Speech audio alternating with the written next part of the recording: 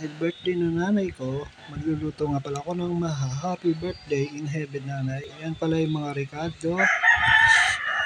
Pinakita ko na po regalo. May sugo pa. Oh. Lalagay ko yan dyan sa ayan na. Lagay natin yung cornstarch tsaka ibak na isang lata. Oh, yan. Lagay natin yan. Lagay natin gata tapos sunod natin yung condense. Halo-haluin lang natin. Hintayin natin kumulo. Hanggang maluto. Hintayin pa natin kumulo.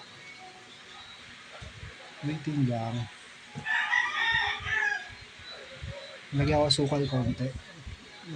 Parang medyo malamis-lamis. Lagay ko rin mais na durog.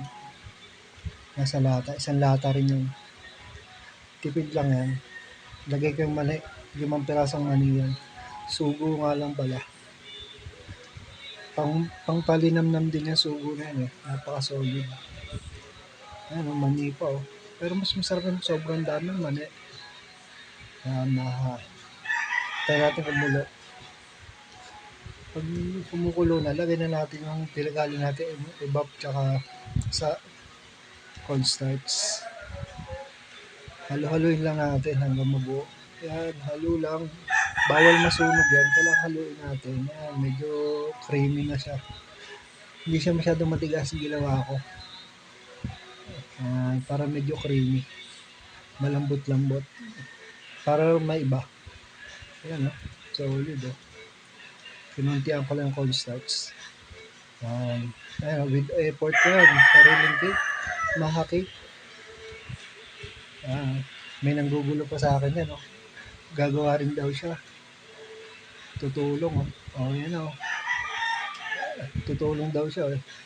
Alam niya raw spell o. Ayan o. Tumulong pa.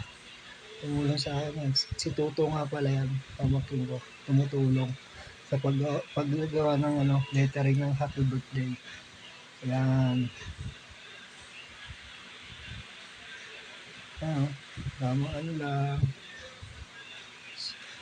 Tapos na yung pagle-lettering ngayon, naayos ko na lang. Ayan.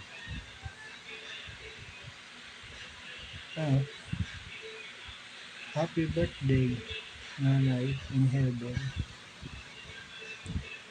In-advance ko nga pala yung pagluluto kasi nandito yung mga pamangkin ko sa kuya ko. In-advance ko yung ibang lulutuin ko para makatingin sila handa ni nanay. Happy birthday, salamat sa panonood.